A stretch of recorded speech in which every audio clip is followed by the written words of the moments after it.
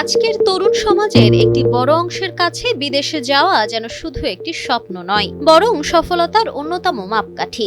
বিশেষ করে উচ্চশিক্ষার জন্য প্রতি বছর হাজার হাজার বাংলাদেশের শিক্ষার্থী বিশ্বের বিভিন্ন দেশে পাড়ি জমাচ্ছেন। তবে উদ্বেগের বিষয় হলো তাদের একটি বড় অংশ পড়াশোনা শেষ করে আর দেশে ফিরছেন না। উন্নত কর্মপরিবেশ, গবেষণার বিস্তৃত সুযোগ, উচ্চ বেতন, স্থায়ী বসবাসের সুযোগ এবং উন্নত জীবনমানের আকর্ষণে তারা বিদেশেই ক্যারিয়ার গড়ে তুলছেন। ফলে বাংলাদেশের শিক্ষা ব্যবস্থায় গড়ে ওঠা মেধা কাজে লাগছে বিশ্বের নামকরা বিশ্ববিদ্যালয়, গবেষণাগার, হাসপাতাল বা প্রযুক্তি প্রতিষ্ঠানে।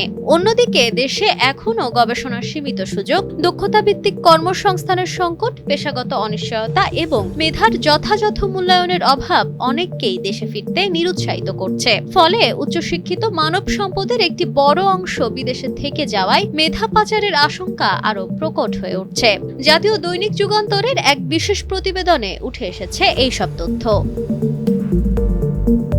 প্রতিবেদনে বলা হয়েছে ২০২৪ সালে রাজনৈতিক পট পরিবর্তনের পর দেশে রিভার্স ব্রেন ড্রেন নিয়ে ব্যাপক আলোচনা শুরু হয়। বিদেশের খ্যাতনামা বিশ্ববিদ্যালয় ও গবেষণা প্রতিষ্ঠানে কর্মরত কিছু বাংলাদেশির দেশে ফেরার আগ্রহ নতুন আশার সঞ্চার করলেও বাস্তবে সেই প্রবণতা এখনো উল্লেখযোগ্যভাবে দৃশ্যমান নয়।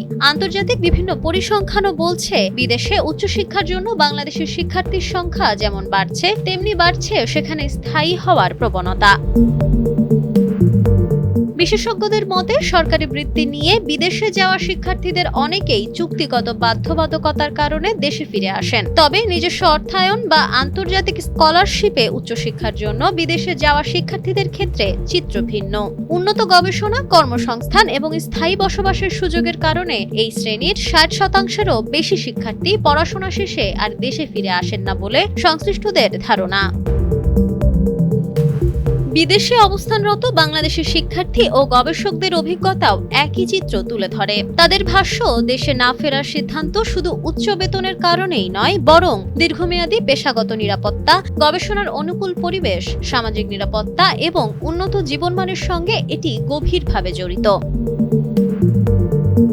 অন্যদিকে প্রধানমন্ত্রীর শিক্ষা, প্রাথমিক ও গণশিক্ষা বিষয়ক উপদেষ্টা মাহদি আমিন জানিয়েছেন, সরকার ব্রেন ড্রেন বন্ধ করে এটিকে ব্রেন সার্কুলেশনে রূপ দিতে চায়। এই লক্ষ্যে প্রবাসে থাকা বাংলাদেশি গবেষক ও একাডেমিকদের যৌথ গবেষণা, স্বল্পমেয়াদী কোর্স এবং বিভিন্ন একাডেমিক কর্মসূচির মাধ্যমে দেশের গবেষণা ব্যবস্থার সঙ্গে যুক্ত করার উদ্যোগ নেওয়া হচ্ছে।